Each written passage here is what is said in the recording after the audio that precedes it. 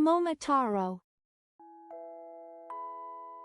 Once upon a time, in a quiet village in Japan, there lived an old man and an old woman.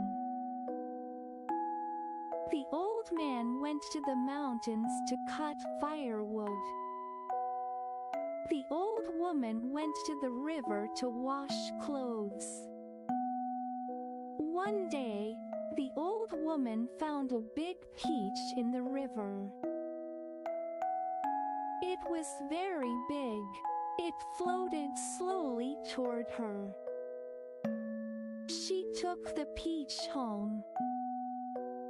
When they cut the peach open, a baby boy came out. They were very surprised. The baby was strong and healthy. They named him Momotaro, which means peach boy. Momotaro grew up quickly. He was kind and very strong. One day, Momotaro said, "I want to go and fight the ogres on Ogre Island." The old man gave him a sword. The old woman made rice cakes called kibi dango.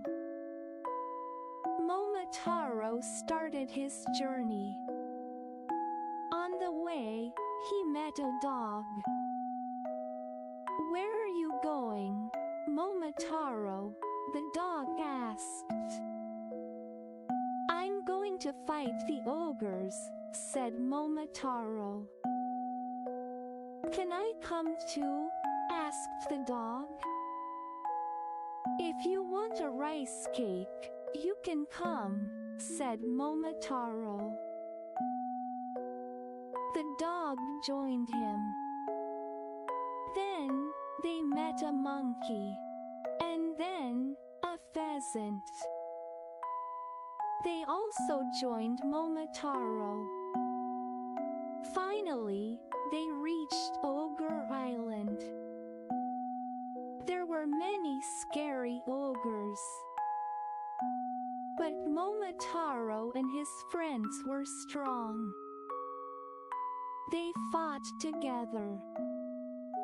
The ogres lost and said, "Please forgive us."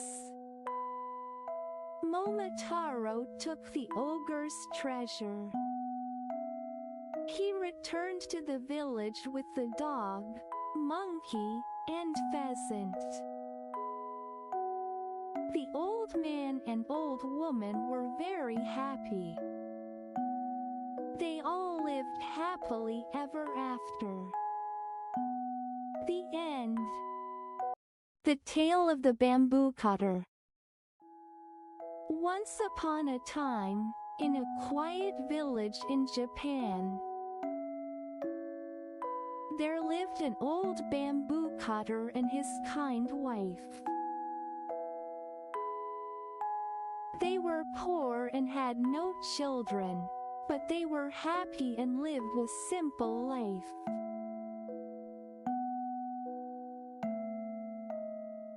One day, the old man went into the forest to cut bamboo. As he worked, he saw something strange. A glowing bamboo stalk was shining in the trees. He went closer and gently cut the stalk open. Inside, he found a tiny, beautiful baby girl, no bigger than his thumb. She smiled at him, and his heart was filled with joy.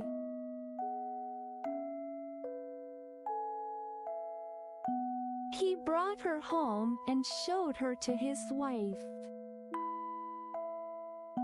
They decided to raise her as their own child and named her Kaguya Hime. which means Princess of the Moonlight. From that day, something magical happened. Whenever the old man cut bamboo, he found gold inside the stalks. Soon, the family became rich, but they stayed kind and humble.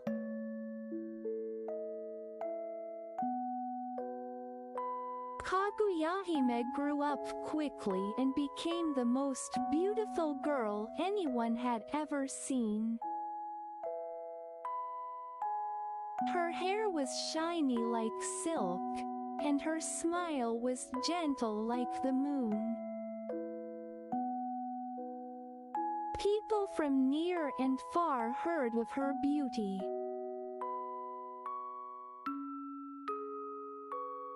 One by one, noblemen and princes came to ask her to marry them. But Kaguyahime quietly said no to each of them. She was kind, but she never smiled when they asked.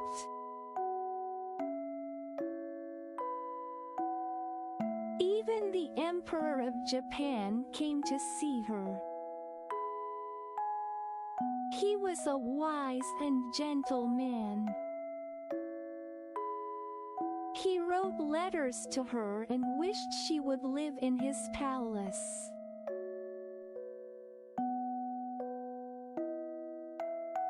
But Kaguyahime always looked up at the full moon and became very sad. She would quietly cry when no one saw her.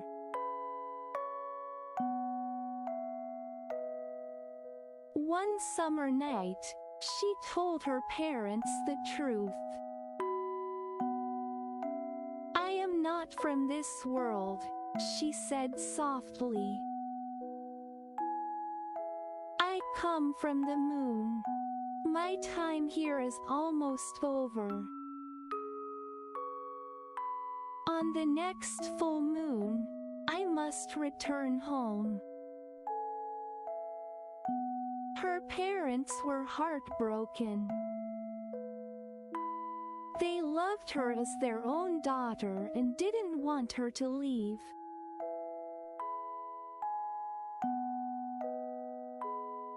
The emperor heard this and sent many guards to protect her. On the night of the full moon, a bright light came from the sky. Beautiful beings from the moon floated down to take her home. Kaguyahime looked at her parents one last time. She gave them a letter and a small bottle of elixir that brings eternal life. Then, with tears in her eyes, she rose into the sky and disappeared.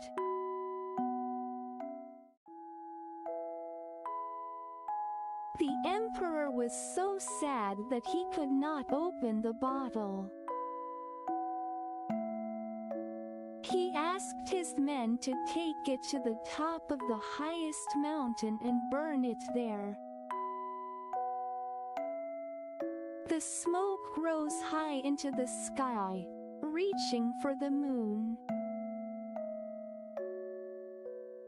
People say that the mountain is called Mount Fuji, and even now, smoke rises from its top. And so, Kaguyahime returned to the moon, but her story lives on in the hearts of many. It is a story of love, beauty, and a gentle goodbye.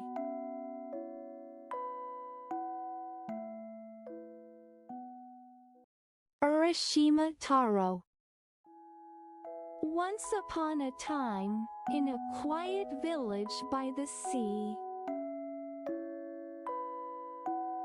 there lived a kind young fisherman named Urashima Taro. He loved the ocean and often spent his days fishing alone.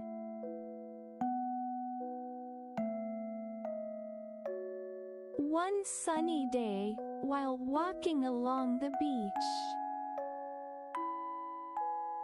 Taro saw some children hurting a small turtle. "Stop that!" he shouted, and quickly ran to help. The children ran away, and Taro gently held the turtle in his hands.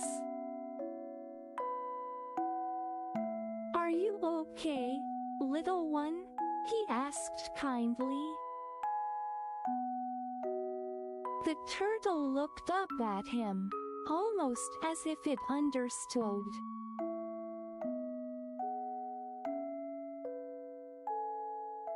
Taro smiled and carried it to the sea. "Go home now. Be safe," he whispered, and let it swim away.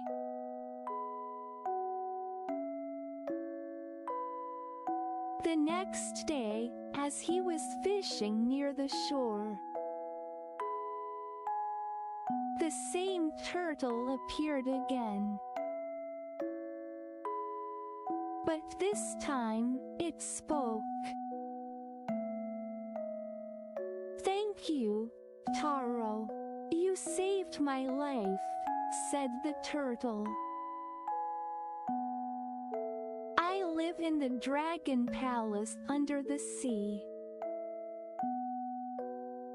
Please come with me. The princess wants to meet you." Taro was surprised, but the turtle's eyes were full of kindness.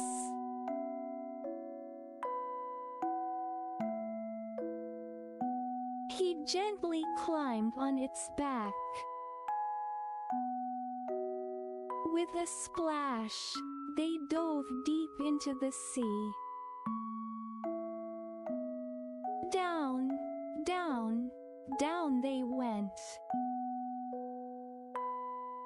past colorful fish and shining coral reefs.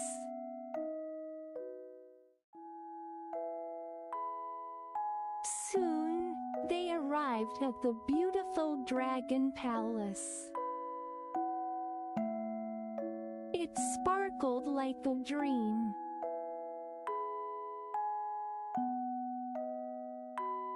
Inside, Princess Otahime was waiting. She wore a robe made of the sea and smiled warmly. "Welcome, Urashima Taro," she said. "Thank you for helping the turtle. Please stay and enjoy our world."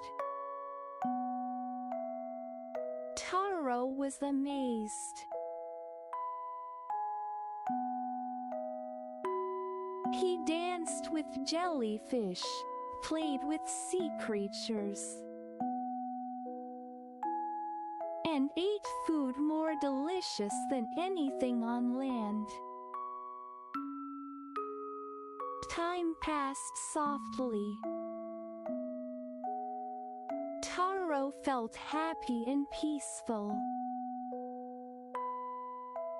But after a while, he began to miss his home.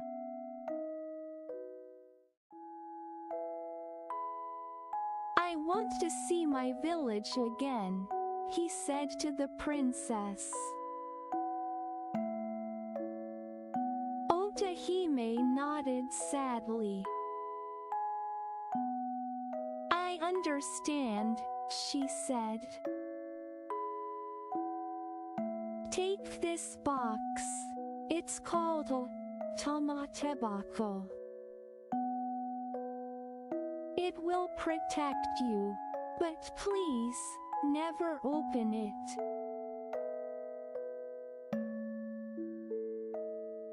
Taro promised and said goodbye.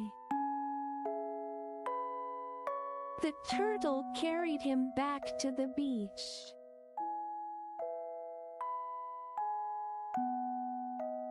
But when he looked around, everything was different. His house was gone.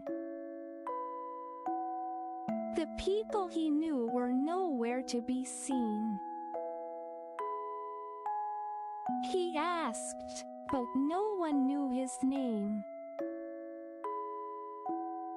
Taro was confused and sat down by the shore. "How long was I gone?"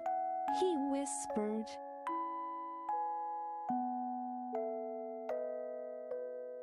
Curious and scared, he opened the box. Poof! A white mist came out and wrapped around him. Suddenly, his hair turned gray. His back bent.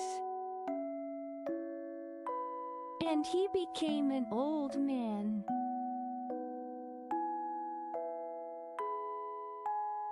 The dragon palace was real. But time in the sea was different. While Taro thought he stayed a few days, hundreds of years had passed on land.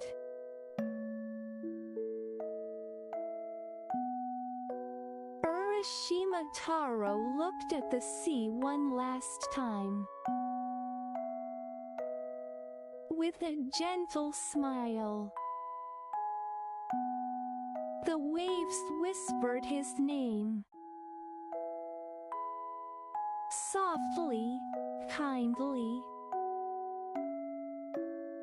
Just like the life he once knew. The end. Isun Boshi. Once upon a time, an old couple lived by a clear river. They were kind, but they had no child. Every day they prayed at the shrine. "Please bless us with a baby," they whispered. One spring morning, their wish came true. A tiny boy was born, smaller than a thumb. They named him Isun Boshi, the 1-inch boy. He was small, but his heart was huge. He laughed brightly and worked hard. He learned quickly and listened well. The years passed, yet he did not grow taller. Still, he grew brave and clever. "I will travel to the capital," he said. "I will make you proud." The couple prepared his little gear. They gave him a sewing needle for a sword. They gave him a thimble for a helmet. He used a rice bowl for a boat. A chopstick became his oar. "Be safe, dear son," they called. Isun Boshi bowed and set off.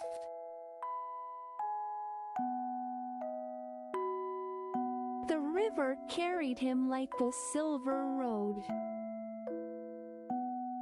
He paddled and sang a small song. Birds watched him with shining eyes.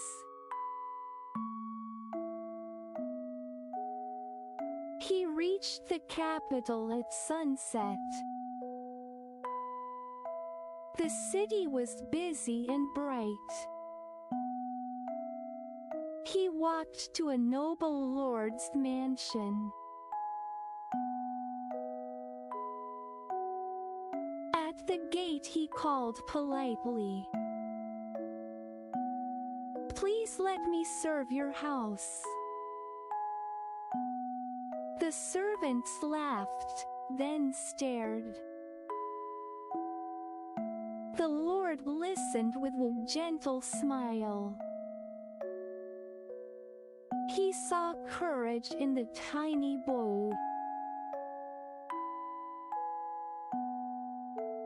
"You may serve my daughter," he said. The princess welcomed him kindly. Isun Boshi became her little guard. He carried her messages and fan. He studied manners and swordplay. He practiced with his needle blade. One day they visited a mountain temple. The bell rang, bong, bong, softly. Suddenly, two ogres jumped from the trees. They were big, loud, and greedy. "We will take the princess," they roared. Isun Boshi stood in front of her. "Go away," he shouted, "right now." One ogre swallowed him in a gulp. Inside the belly, it was dark. Isun Boshi poked with his needle sword. "Ouch! Ouch! Ouch!" cried the ogre.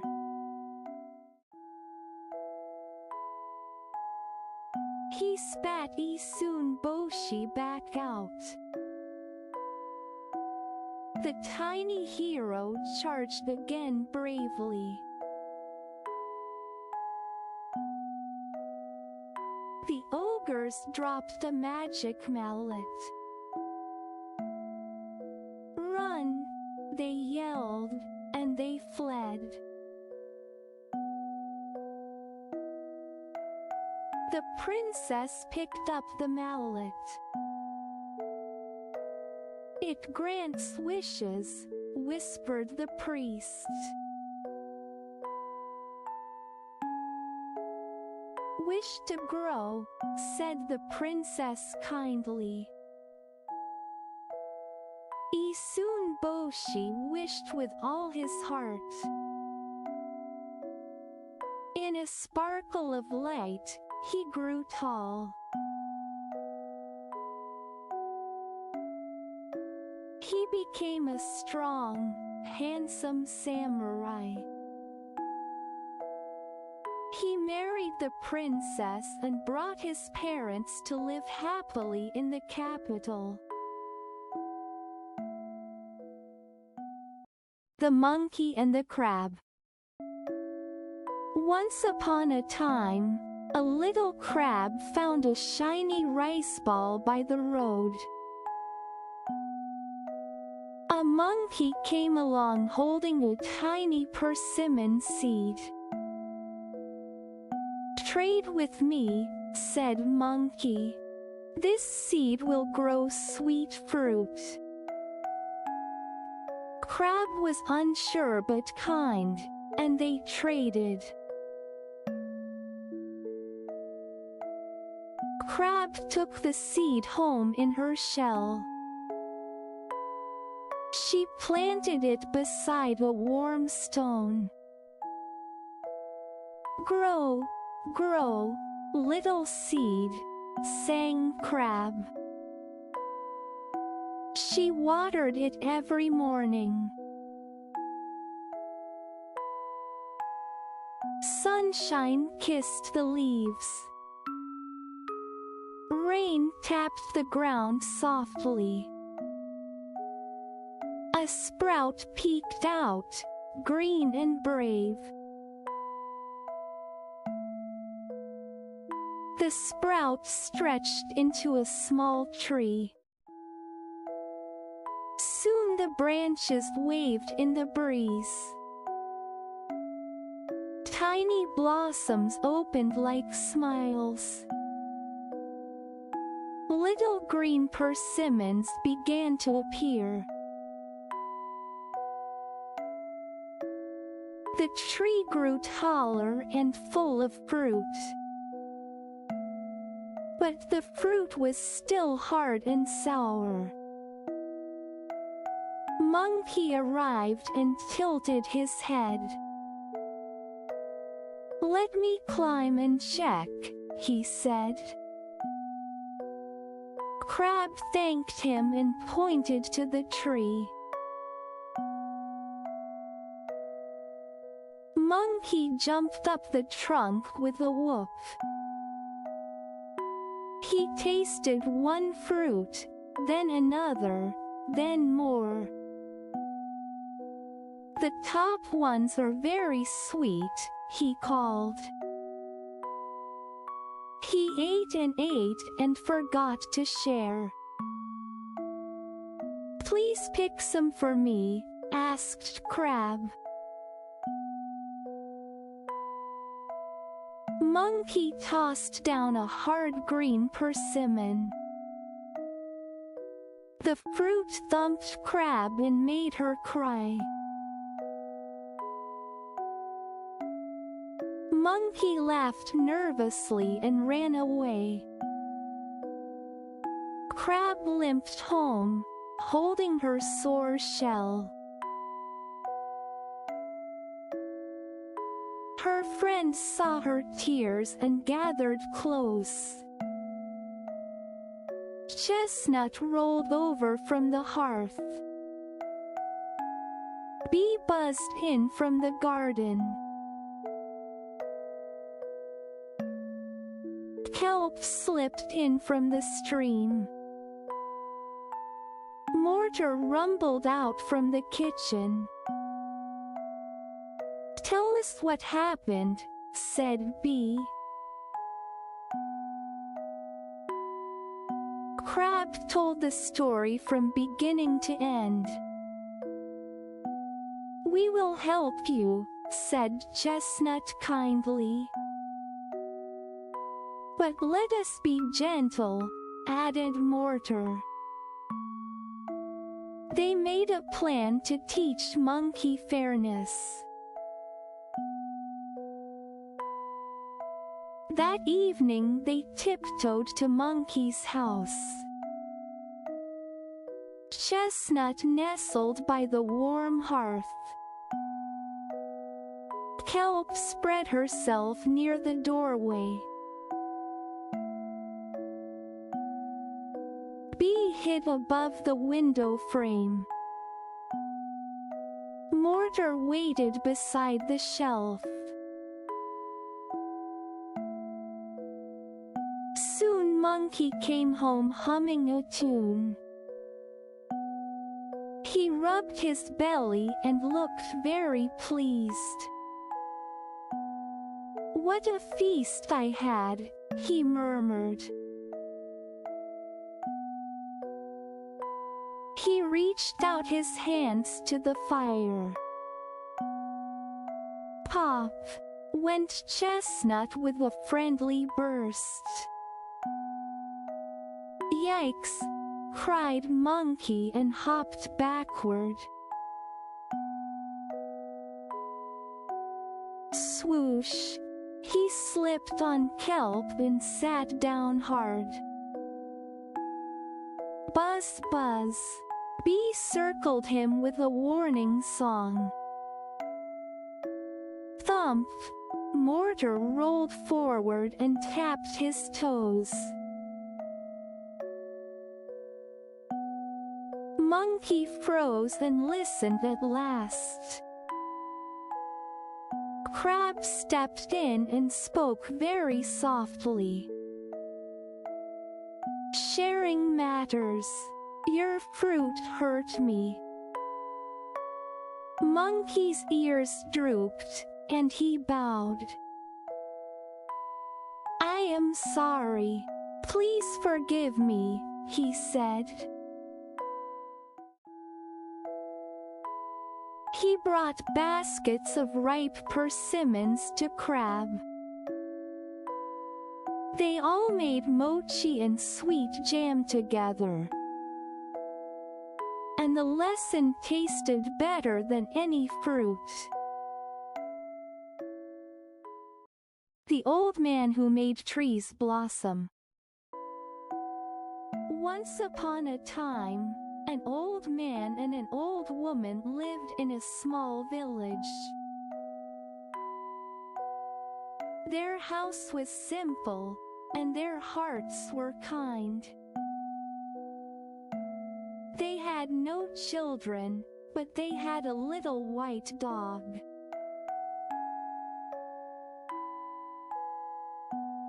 They named the dog Shiro, because his fur was like snow. Shiro loved the old couple and wagged his tail all day. The old man shared his rice with Shiro at every meal. The old woman brushed his fur and sang gentle songs. Next door lived a greedy old man and a greedy old woman. They frowned whenever they heard Shiro's happy bark.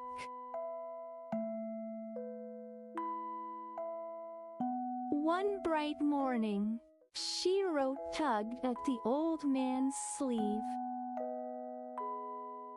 He ran to the garden and scratched at the ground. Dig here, his bright eyes seemed to say. The old man fetched a spade and dug carefully. The spade struck something hard with a soft clink. They lifted a heavy jar from the earth. Inside were shining gold coins and bright jewels. The old couple clasped their hands and bowed in thanks. We will use this to help others, the old woman said. They fixed the roof, bought rice, and shared with the poor.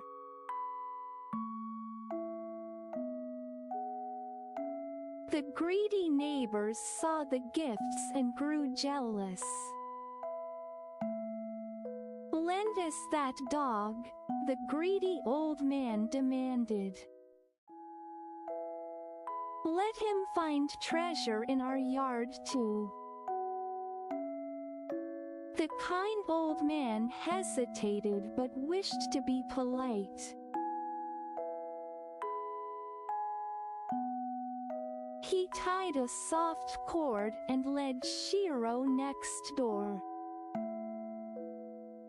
Shiro searched the ground but found nothing at all. The greedy man grew angry and shouted at the dog. He struck Shiro, and the little dog went still.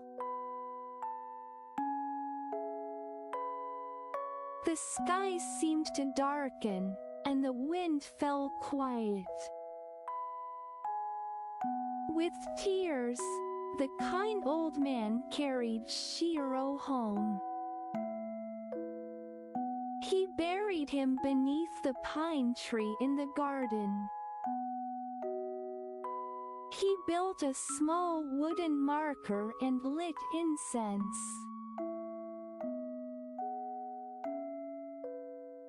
That night Shiro came gently in the old man's dream.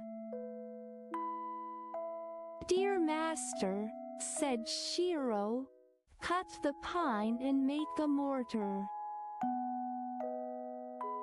Pound rice in it, and you will see a blessing." In the morning the old man bowed before the pine. He shaped the wood and made a shining mortar. They steamed white rice and began to pound mochi. Each swing of the mallet made the mochi grow and glow. Suddenly the mortar filled with gold coins and rice cakes. The old couple gasped and thanked Shiro's spirit.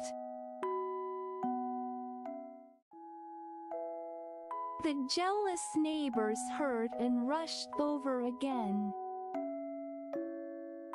"Lend us that mortar," the greedy woman barked. They grabbed it and hurried to their own house. They dumped rice inside and pounded wildly. Black slime oozed out and stuck to everything. In anger they smashed the mortar and burned it to ash. The kind old man gathered the ashes in a small box. He pressed the box to his heart and whispered, "Thank you, Shiro."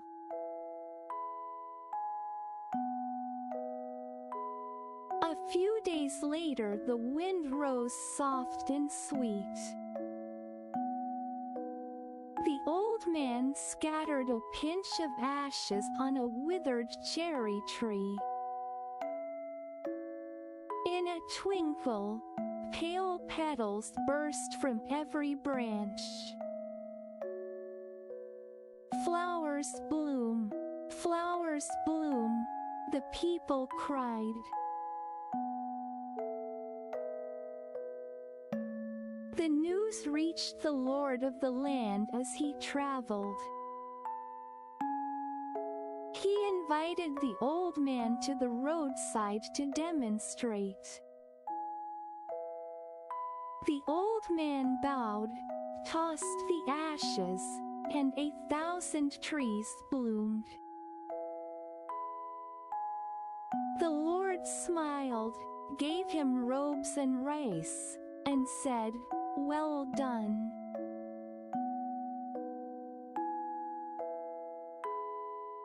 The greedy neighbor stole the last ashes and tried to copy him. He threw the dust, and it blew into the Lord's eyes. The guards scolded the neighbor, and the people laughed. The kind old couple lived peacefully, with blossoms in their garden and Shiro in their hearts. The story of the 12 zodiac animals. Long ago, when winters felt deeper and stars seemed close enough to pluck from the sky, the great Lord of Heaven looked down at the world and smiled. A new calendar should begin, he said. One that people can read in the turning of years. Let us name each year after an animal, so children will remember the order and grown-ups will speak of it with joy.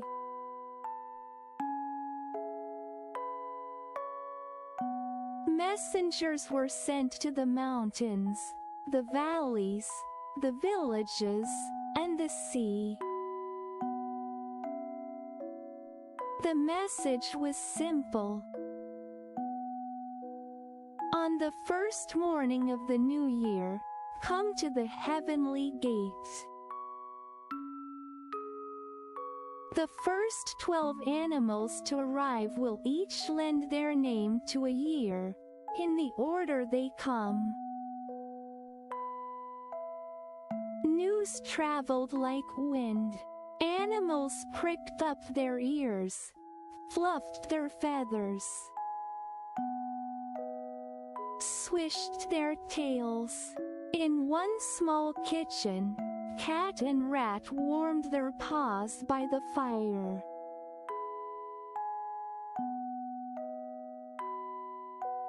Cat blinked his golden eyes and said, "Friend rat, you are clever. On which day must we go?" Rat's whiskers twitched. He was clever, clever enough to win, and just a little bit tricky. "Oh, dear cat," he said, "we needn't hurry. It's the day after tomorrow." Cat purred with relief. "Then I shall sleep in," he sighed, curling into a perfect circle. But Rat slipped out into the night to make a different plan.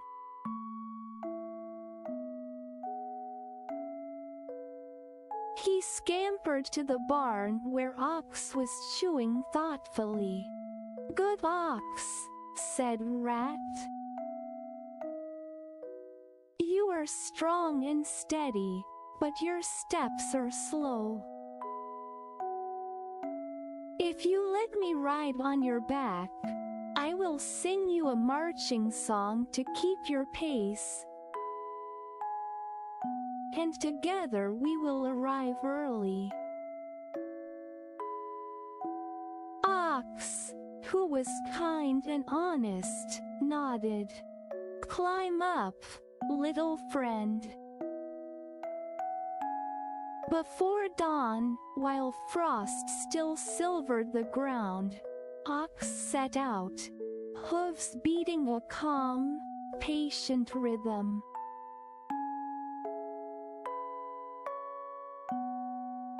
Rat tucked himself between Ox's horns and watched the road unspool. They crossed a stream that smoked with winter, climbed a hill that sliced the moonlight, and reached the heavenly gate just as the first glow of morning rose like the lantern on the horizon.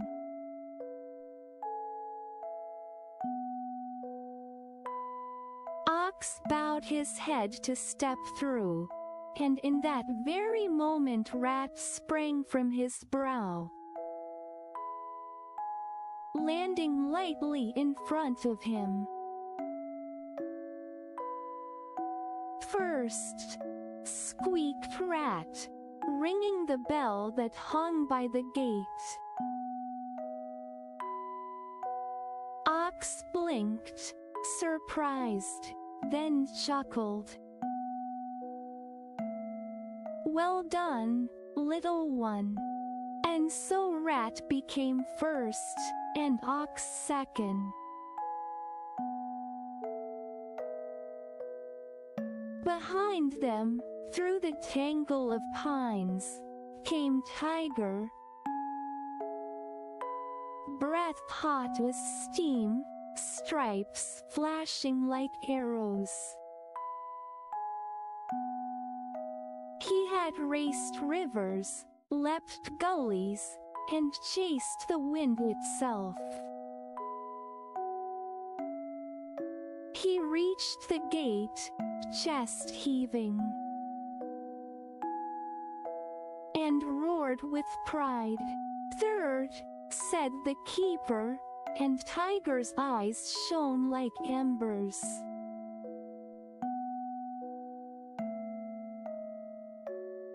Next came Rabbit. She was small, but her heart was full of spring. At the wide river she could not swim, so she skipped from stone to stone, then found a floating log and balanced on it, ears like sails. A cold wave nearly tipped her, but she spun, sprang to the shore, and hurried on. She arrived with whiskers trembling and eyes bright. Fourth, the keeper smiled, and Rabbit smoothed her ears, relieved.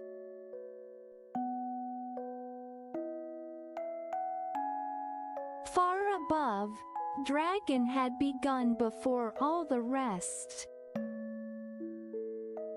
Scales bright as thunderclouds lit from within. He could have been first. He was a dragon, after all.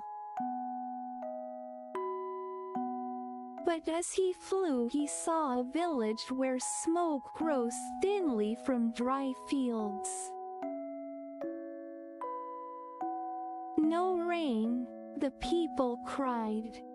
Dragon coiled through the heavens,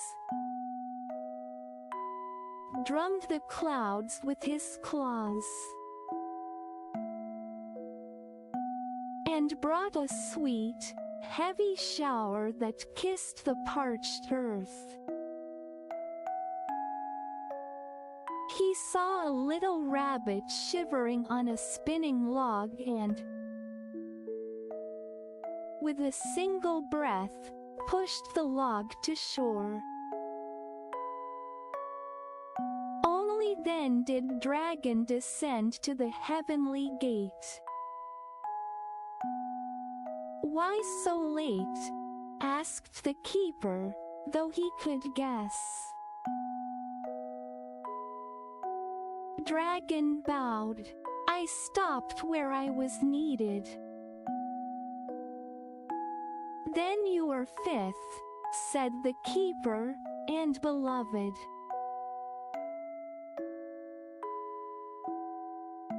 From Dragon's shadow slipped Snake, quiet as falling ash, pleased.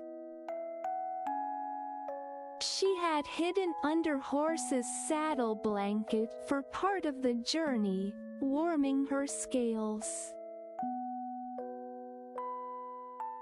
When she glided into view, everyone jumped, especially Horse, who reared with a startled whinny. Snake's tongue flicked, tasting the dawn. "Sixth," said the keeper, and Snake coiled in a neat, shining spiral.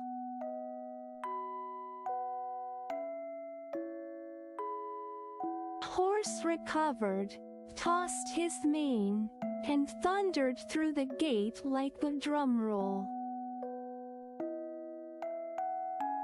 Seventh, announced the keeper, and horse stamped proudly, breath streaming like banners.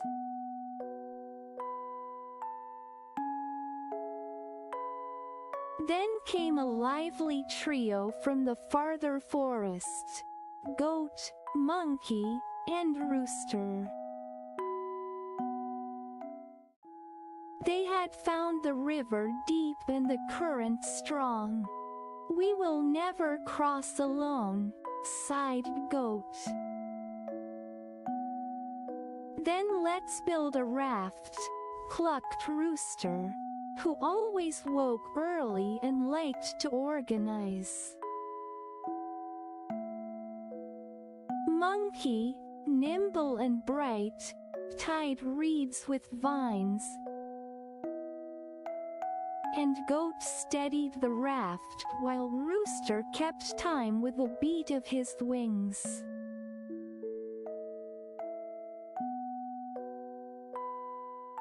Together they pulled and paddled, laughing when the spray wet their faces.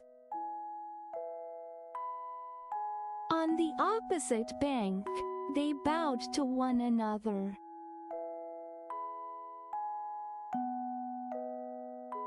"Go, Goat," said Rooster. "You kept us steady." "After you, Monkey," said Goat. "You tied our hopes together."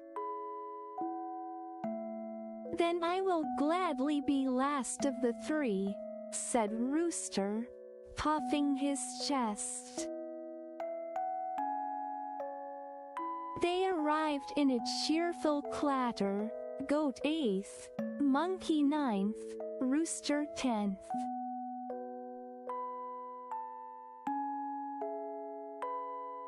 Dog trotted in soon after, tail a metronome of happiness. "Ah!" he barked, shaking the river from his fur.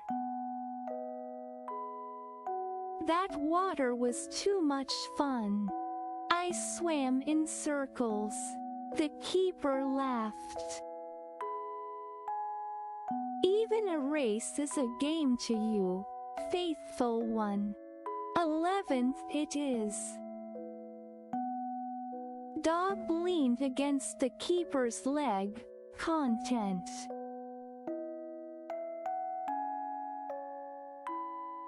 At last, with a rustle of brush and a satisfied grunt, Boar burst from the path. He had run straight and true, until he found a patch of fallen chestnuts, glossy as coins. He had eaten, he had napped, he had woken with a snort and sprinted the rest of the way. "Forgive me," Boar huffed, tusks shining. The forest offered its gifts. Every guest arrives in his own time, said the keeper, tying a ribbon to Boar's bristled neck. "You were 12th. The bell rang 12 clear notes that hung in the new blue of morning.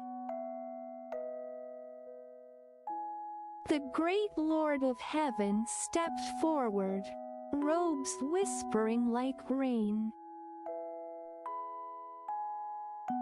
"You have come by road and river, by wing and hoof and quiet belly," he said.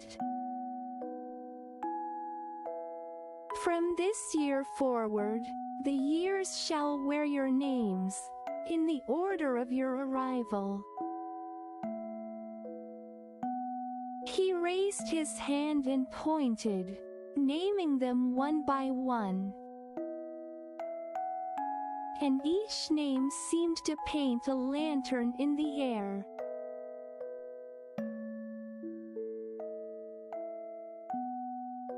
cat, ox, tiger, rabbit, dragon, snake, horse, goat, monkey, rooster, dog, boar. The animals bowed, some deeply, some with shy smiles, some with a jig of delight. The wind carried the list across fields and villages, and children took up the chant, their voices bright as bells.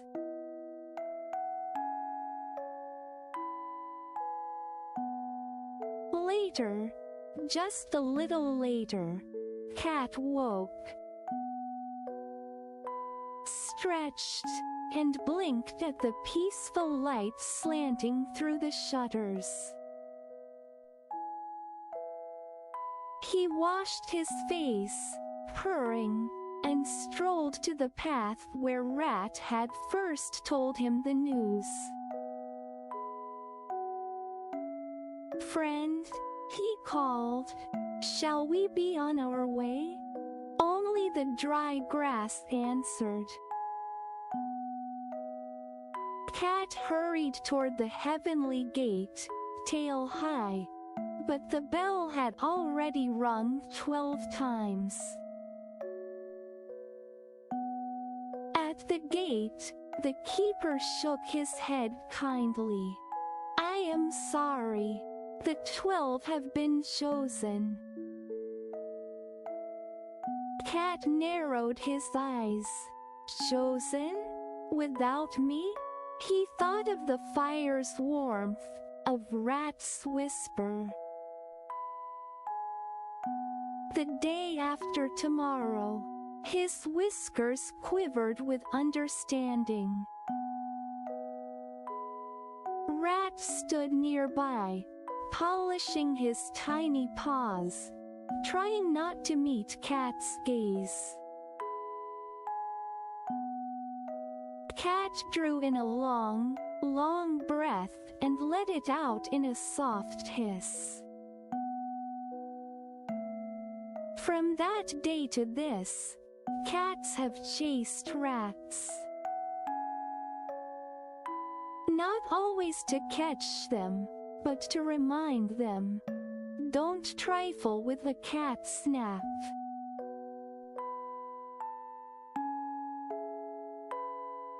The great Lord of Heaven clapped his hands,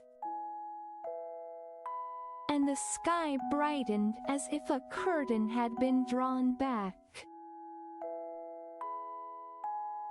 "Let the years turn," he said. "Let people be brave as tiger, patient as ox, quick as rat, gentle as rabbit. Let them be generous as dragon, thoughtful as snake, swift as horse, steady as goat, clever as monkey, watchful as rooster, loyal as dog, and true-hearted as boar."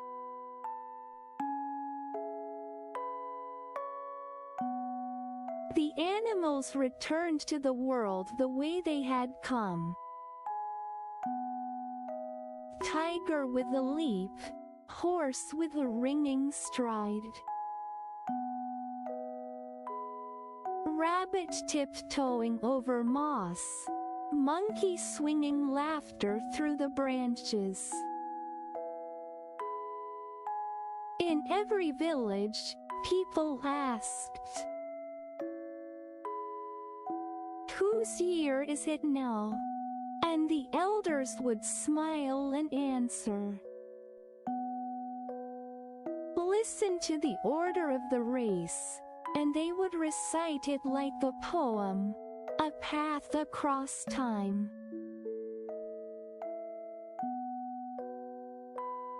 Rat, ox, tiger, rabbit, dragon, snake, horse, goat, monkey, rooster, dog, and boar. When the first snow fell each winter and roofs wore white hats, parents lit lamps and told their children the story again. They spoke of rats' quick wit and oxes' kindness, of dragon's reign and the raft built by 3 friends. They told of dogs' playful paws and boars' honest hunger. And every time the tale reached the sleepy part about Cat and his nap, a child somewhere yawned and curled up just a little closer. So the years turned, and the names turned with them, round and round like the moon's silver coin. And if you listen on the first morning of the new year, when frost draws ferns on the window and the world feels new, you can almost hear the bell at the heavenly gate. 12 clear notes, ringing the animals into their places, and ringing the story into your heart. How was today's story? Well then, let's meet again in the next one. If you enjoyed it, please subscribe to the channel and give it a thumbs up.